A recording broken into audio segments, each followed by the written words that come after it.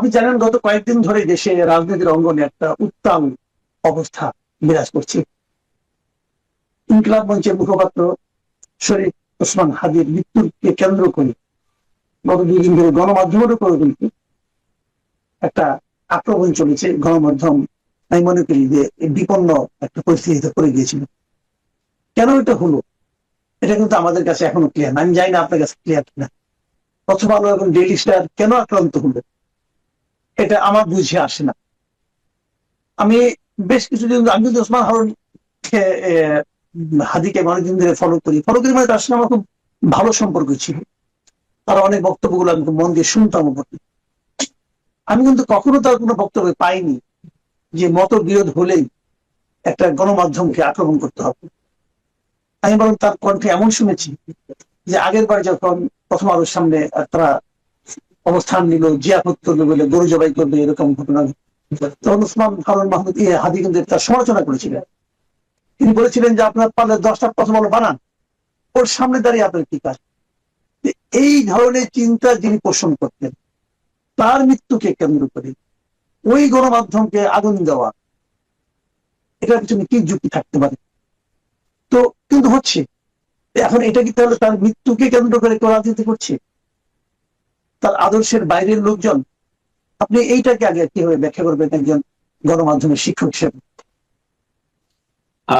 জনাব মাসুদ কামাল, আমি শুরুতে একটা কথা বলতে চাই যে আমি আসলে কয়েকটা দিন ধরে একজন নাগরিক হিসেবে, এই বাংলাদেশের নাগরিক হিসেবে আমি ভীষণ আতঙ্কের মধ্যে আছি আর কি। হ্যাঁ, এবং এই আতঙ্কটা আমার ধারণা বাংলাদেশের বহু নাগরিক এই আতঙ্কটা অনুভব করছেন।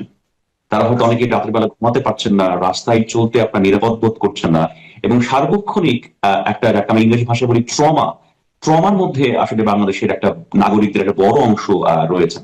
এবং সেটা কেন রয়েছেন আপনি সেই ঘটনাগুলো একের পর এক বর্ণনা করেছেন। তো আমি এই ঘটনার ব্যাখ্যা করতে গিয়ে আমার কাছে একটা জিনিস আমার মনে হয়েছে যে ধরেন দেখেন, রাষ্ট্রের একটা বড় দায়িত্ব হচ্ছে রাষ্ট্রের ল অ্যান্ড অর্ডারকে কন্ট্রোল করা, ল অ্যান্ড অর্ডারকে আপনার রেস্টোর করা, সিচুয়েশনটাকে কন্ট্রোল করা। আমি এই পরপর এই ধারাবাহিক ঘটনা প্রবাহে আমি রাষ্ট্রযন্ত্রকে কোথাও খুঁজে পাইনি। আমার তখন বারবার মনে হয়েছে, আমি একটু নিচে নোট দেখে বলছি, আপনারা জানেন একজন সঙ্গীত শিল্পী আছেন, তার নাম হচ্ছে জনাব হায়দার হোসেন। তিনি একটা গান গিয়েছিলেন যে 30 বছর পরেও আমি স্বাধীনতাটাকে খুঁজছি। আমি এই কয়েকটা দিন এই রাষ্ট্রযন্ত্রে আমি সরকারের অস্তিত্বটাকে খুঁজেছি। সরকার কোথায়? জনাব শরীফ ওসমান হাদি এই দেশের একজন নাগরিক।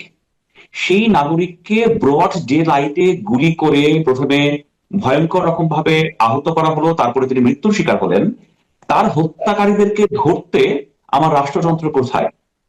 প্রথম আলো, ডেইলি স্টারের মতো পত্রিকা, যে সংবাদ মাধ্যম আমি বলবো পৃথিবীর কোন সংবাদ মাধ্যমই সমালোচনার বাইরে নয়, প্রথম আলো ডেইলি স্টারেরও নিশ্চয়ই যৌক্তিক অনেক সমালোচনা আছে, কিন্তু প্রথম আলো ডেইলি স্টার বাংলাদেশের বাস্তবতায় আপনাকে স্বীকার করতে হবে সবচেয়ে গ্রহণযোগ্য এবং অধিকতর পেশাদার গণমাধ্যম।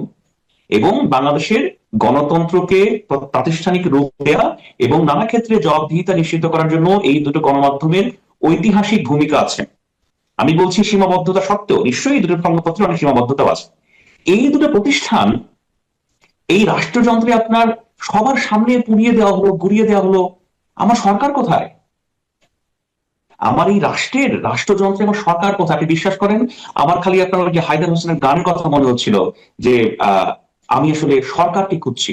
What is the government in this country? আমার কাছে বারবার এই আক্ষেপটা মনে হয়েছে।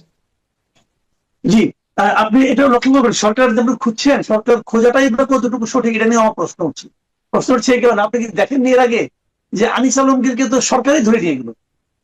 আনিস আলমগীরের কি অপরাধ ছিল? সে তো কথাটাই বলেছিল, আর তো কিছু করে নাই। সে তো সমালোচনা করেছিল, কথা বলেছিল, কথাগুলি পছন্দ হয়নি, তাকে তো সরকারই তুলে নিয়ে গেছিল। এবং আনিস আলমগীরকে তুলে নিয়ে যাওয়ার পর তারপরেও আমরা সরকারকে খুঁজি কেন? তার মানে আমরা কি অসহায় হয়ে পড়েছি? না দেখেন, আনিস আলমগীর সাহেবকে যেভাবে তুলে নিয়ে যাওয়া হয়েছে, যেভাবে গ্রেফতার করা হয়েছে, আপনি আমি কি মনে করছি তার বাইরে শুধু আমি কয়েকটা উদাহরণ দিই। হ্যাঁ, পৃথিবীতে কয়েকটা অর্গানাইজেশন যারা freedom of expression, freedom of journalism নিয়ে কাজ করে, মানবাধিকার নিয়ে কাজ করে। হ্যাঁ, তার amnesty international, human rights watch, committee to protect journalist, reporters without border. হ্যাঁ, যে সংগঠনগুলোর রিপোর্ট, যে সংগঠনগুলোর তথ্য আজকে যারা সরকারে আছেন, আজকে যারা এই সরকারের সাথে আছেন, যারা এই প্রতিষ্ঠানগুলোর রিপোর্ট, এই প্রতিষ্ঠানগুলোর রেফারেন্স ব্যবহার করে প্রতিনিয়ত আগের সরকারকে ব্যাশিং করেছেন, আগের সরকারকে প্রশ্ন করেছেন এবং বলেছেন এই প্রতিষ্ঠান বলছে, এই প্রতিষ্ঠান বলছে, এই প্রতিষ্ঠান বলছে, তার মানে গভর্নমেন্ট ফেল করছে। এই যে এতগুলো প্রতিষ্ঠান বাংলাদেশে, ঢাকাতে অবস্থিত বিভিন্ন ইউরোপিয়ান দূতাবাসের আপনার বিভিন্ন ফোরাম, তারা যে এত সমালোচনা করছে, তারা এই বিষয়টাকে এত আপনার একটা মানবাধিকার এবং মুক্তমত প্রকাশের ক্ষেত্রে একটা বড় বাধা মনে করছে, সেটা তো তারা প্রতিবাদে বলে দিয়েছে বারবার। এবং দেখেন, কারো কোনো রা নেই। আমরা তো মনে করেছিলাম যে এই সরকারটা হচ্ছে বাংলাদেশের ইতিহাসের সবচেয়ে জ্ঞানী, গুণী, মানবাধিকারের প্রতি শ্রদ্ধাশীল এবং মুক্তমত প্রকাশের ক্ষেত্রে সবচেয়ে অবাধ স্বাধীনতা দেবেন এমন একটা সরকার। সেই সরকারই কাজ করে ফেললেন। আমি শুধু আপনাকে একটা লাইন বলি, জনাব আনিস আলমগীর সাহেবকে ধরে নিয়ে যাওয়ার এই পরে আমি সামান্য একজন শিক্ষক হিসেবে, আমি একজন সামান্য সংবাদ মাধ্যমের বা সংবাদ বিশ্লেষক হিসেবে আমি আগে যে ফ্রিডমটা অনুভব করতাম সেটা আমি এখন বোধ করি না।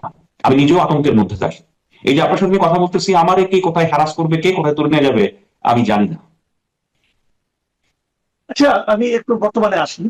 সেটা হলো শরীফ ওসমান হাদির যে আজকে যে জানাজাটা হলো, জানাজা হলো, দাফন হলো, জানা যায় বিপুল সংখ্যক লোকের উপস্থিতি দেখা গেল। আমি কয়েকটা ঘটনার কথা আপনাকে বলি। এবং বিপুল সংখ্যক উপস্থিতি যারা ছিল এদের অনেকেই কিন্তু আমরা দেখেছি বিভিন্ন গাড়ি দিয়ে তারা ঢাকার বাইরে থেকে এসেছেন, ঢাকার বিভিন্ন জায়গায় তারা অবস্থান করছেন। এবং জানাজা শেষ হওয়ার পর দেখলাম যে একদল ওখান থেকে তারা দৌড়ে সংসদ ভবনে ঢোকার চেষ্টা করছেন।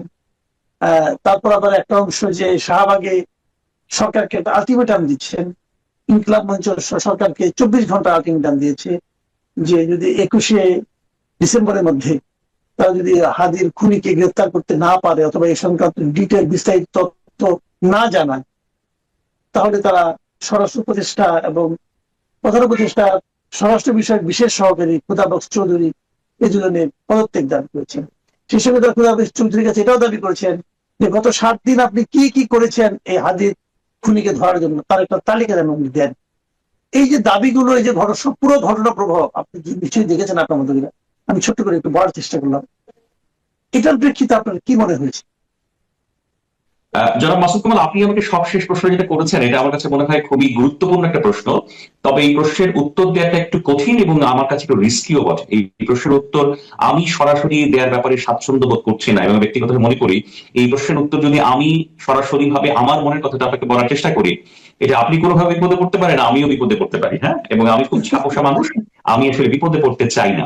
আমি শুধু আপনাকে দুটো ফেসবুকে স্ট্যাটাস করে শোনাই। হ্যাঁ, দুজন ব্যক্তি এই সাম্প্রতিক ঘটনা প্রবাহ নিয়ে খুব চমৎকার দুটো কথা বলেছেন। আমি তাদের বক্তব্য আপনাদেরকে পড়ে শোনাই। আপনি যারা জিয়া হাসানকে চেনেন, তিনি এই সরকারের একজন শুভাকাঙ্ক্ষী বা কাছের একজন ব্যক্তি এবং তিনি খুব গুণী মানুষ। তিনি অনেক ভালো কিছু অ্যানালাইসিস আমাদের সামনে তুলে ধরেন।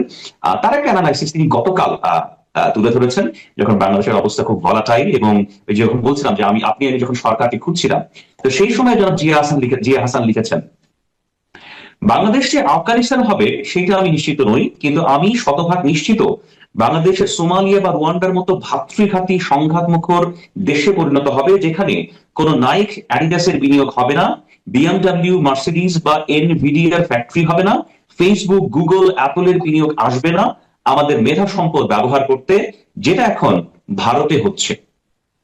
খেয়াল করে রাখছেন, উনি আফগানিস্তান বলেননি, তিনি বলছেন সোমালিয়া, রুয়ান্ডার মতো ভাতৃঘাতী সংঘাতমুখর দেশে পরিণত হবে। আমার মনে হয় গতকাল রাতে যখন আমি সরকারকে খুঁজছিলাম, সরকার কোথায়, হ্যাঁ, তখন অনেকেই এটাই হয়তো ভেবেছিলেন যে এই দেশে আইন শৃঙ্খলা, ল অর্ডারকে নিশ্চিত করার জন্য কেউ নেই। এই ঢাকা শহরে পুলিশ কই? ডিএমপি কমিশনার কই? ঢাকা শহরের পুলিশ প্রধান কোথায়? বিজিবি কোথায়? সেনাবাহিনী কোথায়? যারা একটা এই রাজধানীর বুকে দুটো ভবন পুড়িয়ে দেওয়া হলো, কেউ কিচ্ছু করলো না। আমি আপনাকে আরেকটা স্ট্যাটাস করে শোনাই। এই ভদ্রলোককে আপনি চেনেন, ওনার নাম হচ্ছে জনাব ফাহাম আব্দুল সালাম। উনি জনাব বিএনপি আলমগীরের জামাতা। উনিও খুব গুণী মানুষ, অস্ট্রেলিয়াতে থাকেন। উনি একটা স্ট্যাটাস দিয়েছেন, তার শেষের অংশটুকু আমি আপনাদের পড়ে শোনাই, হ্যাঁ, তাহলে আপনি প্রশ্নের উত্তর পেয়ে যাবেন। তিনি বলছেন, গত 16 বছর আওয়ামী লীগের ফাইট করতে গিয়ে জীবনে খুব বড় সময় ব্যয় করেছি। বিশ্বাস করেন, এমন হতাশ হই নাই কোনোদিন। দুঃখ পাইছি কিন্তু হতাশ হই নাই। মনে হয়েছে আমরা না পারলে আমাদের পরের জেনারেশন পারবে। এখন যখন দেখি যে আপনারা পত্রিকা অফিস পোড়ায় দেন, গরিব একটা জ্যান্ত হিন্দু মানুষকে পুড়ে মেরে ফেলেন, নুরুল কবির সাহেবকে হেনস্থা করেন, মনে হয় যে সবই হয়তো বৃথা গেল। ইবলিস কিসিমের মানুষ আপনারা। একটা মেয়ে মৃত্যু ভয়ে পোস্ট দিচ্ছে আর আপনারা হা হা দিচ্ছেন। আওয়ামী লীগের মিরর ইমেজ আপনারা। দেশপ্রেম না, এই দেশকে আপনারা ডিপলি ঘৃণা করেন। 5 আগস্টের পর নিজের রূহ হারাইয়া ফেলেছেন। আপনি আপনি যেমন প্রশ্ন করেছেন, এই প্রশ্নের উত্তর এর মধ্যে আছে। এটা আমার পক্ষে আর খুলে বা বড় করে বলে আপনার বিপদ আমার বিপদ ডেকে আনার কোনো ইচ্ছা আমার নেই। যখন দেশের বিপদ চলে আসে তখন আমি আর আপনি কি নিরাপদ থাকতে পারি? তারপর আপনি যতটুকু বলেছেন ততটুকুই যথেষ্ট ইঙ্গিত এখানে আছে। আমরা নিজেরাও জানি না আসলে কোন দিকে যাচ্ছি। এর মধ্যে আজকে সোশ্যাল মিডিয়ায় আমি দেখছি এরকম বিভিন্ন লোকজন যারা কথা বলছেন, যারা 32 নম্বর ভাঙা 32 নম্বরকে আরো একবার ভাঙার কথা ভাবছেন, যাচ্ছেন, সারা জেগে থাকবেন বলছেন। আমি আজকে দেখলাম একজন লোক মাথায় পাগড়ি পরা দাড়িওয়ালা বেশ উত্তেজিত কণ্ঠে অনেক কথা বলছেন, এবং সেখানে এটাও বলা হচ্ছে যে এই সরকার দিয়ে হবে না, একটা বিপ্লবী সরকার গঠন করতে হবে। এসবই আমরা দেখছি, কিন্তু আমাদের চোখের সামনে ঘটছে। তবে বিপ্লবী সরকারের কনসেপ্টটা আমার মনে হয় যে অনেকে এরই মধ্যে উচ্চারণ করতে শুরু করেছে। এটা কিন্তু আগেও ছিল, আগে অন্যভাবে ছিল, আগে ফরহাদ মাজহার সাহেবরা বলতেন, এখন ওনারা বলছেন। তো আপনি কি এর মধ্যে দেখেন আবার আরো দুটো ঘটনা ঘটেছে। একটা হলো যে 25 তারিখে আগামী এ মাসে তারেক রহমান দেশ ফিরবে বলে বলছেন, সেটা নিয়েও তাদের প্রস্তুতি চলছে। আবার ফেব্রুয়ারিতে নির্বাচন হবে, এই ধরনের কথা বলা হচ্ছে। আপনি কি মনে করেন এই ঘটনার প্রভাব যা কিছু ঘটলো গত কয়েকদিনে, এর মধ্যে বড় দুটো ঘটনা মানে তারেক রহমানের স্বদেশ প্রত্যাবর্তন এবং নির্বাচন, এই দুটো সম্ভাবনাকে কোনোভাবে প্রভাবিত করতে পারে? এক্ষেত্রে আমি আমার একটা শুরুতে একটা অ্যানালাইসিস করি। দেখেন, অনেকেই মনে করছে যে বিএনপি খুব একটা আপার হ্যান্ডে আছে, খুব ভালো পজিশনে আছে। হ্যাঁ, BNP is controlling A lot of thing. কিন্তু আমার কাছে মনে হয় বিএনপি ভেতরে ভেতরে হয়তো অনেক কিছু বড় ধরনের সংকটের মধ্যে আছে এবং বড় ধরনের শঙ্কার মধ্যে আছে। সেটা হয়তো কেউ না বললেও বিএনপির লোকজন ভালো বলছেন। আমি শিক্ষক মানুষ, আমি আপনার নিউজ ন্যারেটর, আমি রাজনীতিবিদ নই। আমার কাছে মনে হয় তারা একটা ভীতিকর রকমের একটা শঙ্কা এবং ঝুঁকির মধ্যে আছে। এই শঙ্কা এবং ঝুঁকির একটা বড় জায়গা এই রাষ্ট্রের অনেকগুলো অ্যাপারেটস মনে হয় আপনার বাংলাদেশের ডেমোক্রেটিক ট্রানজিশনটা চায় না। কারণ এই ডেমোক্রেটিক ট্রানজিশন ঘটলে এখন যারা আপনার অনেক ক্ষেত্রে পাওয়ার হোল্ডার বা পাওয়ার এক্সারসাইজ করছেন বা অনেক ক্ষেত্রে শক্তি প্রদর্শন করছেন, সেটা হয়তো সেই জায়গায় আর থাকবে না। তো এই ডেমোক্রেটিক ট্রানজিশনটাকে বাধাগ্রস্ত করার জন্য অনেকগুলো অ্যাপারেটস থাকতে পারে। আর আমি আরেকটা কথা আপনাদেরকে বলি, দেখেন, বর্তমান বাংলাদেশের সিচুয়েশন, এই বর্তমান বাংলাদেশের সিচুয়েশনে আমি বলবো যে অধিকতর সংগঠিত, সুসংগঠিত এবং শৃঙ্খলাবদ্ধ প্রতিষ্ঠান নাম হচ্ছে বাংলাদেশ সেনাবাহিনী। এবং এই বাংলাদেশ সেনাবাহিনীকে যাতে নানাভাবে দুর্বল করা যায়, বিতর্কিত করা যায়, নানা ক্ষেত্রে আপনার এই বাহিনীর মধ্যেও নানা ধরনের সমস্যা তৈরি করা যায়, সে সকল কিছু নানা ইঙ্গিত কিন্তু আমরা সামাজিক যোগাযোগ মাধ্যমে নানা তৎপরতায় দেখছি। আপনি বিশ্বাস করেন জনাব মাসুদ কামাল, যদি বাংলাদেশ সেনাবাহিনীকে নিয়েও এই ষড়যন্ত্রটা চলতে থাকে এবং চলতে চলতে বাংলাদেশ সেনাবাহিনীকেও নানাভাবে দুর্বল করে দেয়া হয় বা অনেকে করে, আমাদের রাষ্ট্রযন্ত্র কলাপস করবে, আমাদের রাষ্ট্রযন্ত্র কলাপস করবে, ধসে পড়বে। তো আপনার কাছে আমি একটা অনুরোধ জানাই, বা আমার কথা যারা শুনে তাদেরকে অনুরোধ জানাই, দেখেন, আপনাদের নানা ক্ষোভ, নানা ধরনের কোনো কিছু থাকতে পারে, কিন্তু বাংলাদেশের গর্বের সেনাবাহিনী, যাদের একটা কমান্ড স্ট্রাকচার, যাদের একটা কাঠামো এখনো অত্যন্ত সুসংগঠিত ভাবে আছে, বাংলাদেশ সেনাবাহিনীকে নিয়ে খেলবেন না। হ্যাঁ, বাংলাদেশ সেনাবাহিনীকে নষ্ট করার চেষ্টা করবেন না। এটা আমাদের একটা শেষ আশ্রয়স্থল। আপনি দেখেন, গত রাতে যখন প্রথম আলো ডেইলি স্টার, 2 দিন আগে যখন প্রথম আলো ডেইলি স্টার পড়ে দেওয়া হয়েছে, আপনি ঢাকা শহরে পুলিশকে দেখেননি ভাই। এই পুলিশের কাজ ছিল আপনার আমার নিরাপত্তা দেয়া। Police was Venice. এই দেশটাকে কে বাঁচাবে? এই দেশটাকে কে রক্ষা করবে? কে ডেমোক্রেটিক ট্রানজিশন করবে? আমার কাছে মনে হয় আমার আস্থার জায়গা হচ্ছে বাংলাদেশ সেনাবাহিনী। সেই জায়গাটাকে ভাই আমাদের রক্ষা করতে হবে সবাইকে নিয়ে। আমি কিছুক্ষণ আগেই সোশ্যাল মিডিয়ায় দেখেছি যে নতুন কিছু ষড়যন্ত্রের প্লট আপনার রচিত হচ্ছে। আমি কিছু লিঙ্ক দেখে আমি বুঝেছি, যারা জুলকার নাইন সাহেবের আপনার কিছু স্ট্যাটাস দেখে। প্লিজ এই দেশটাকে ধ্বংস করবেন না। জি, অনেক ধন্যবাদ জনাব রাহাত মিনহাজ। আপনার সঙ্গে আজকের আলোচনাটা আমার উদ্বেগ কি বরং আরো বাড়িয়ে দিল। যে উদ্বেগগুলো আমার মধ্যে ছিল বেশ গত কদিন ধরেই ছিল, আমি জানতাম এটা হবে না, তবুও মনে মনে একটা দুরাশা হলো, একটা আশা, দূরবর্তী আশা হলো ছিল যে আপনার সঙ্গে কথা বলে হয়তো আমরা ইতিবাচক কোনো দিক দেখতে পাবো, কিন্তু সেটা আর দেখা হলো না। এবং এটা দেখতে না পাওয়াটাই বোধহয় স্বাভাবিক। আমরা সবাই জানি আমরা এখন কোথায় দাঁড়িয়ে আছি। আমার কেন যেন মনে হয় আমরা একটা আগ্নেয়গিরির একদম উপরে বসে আছি।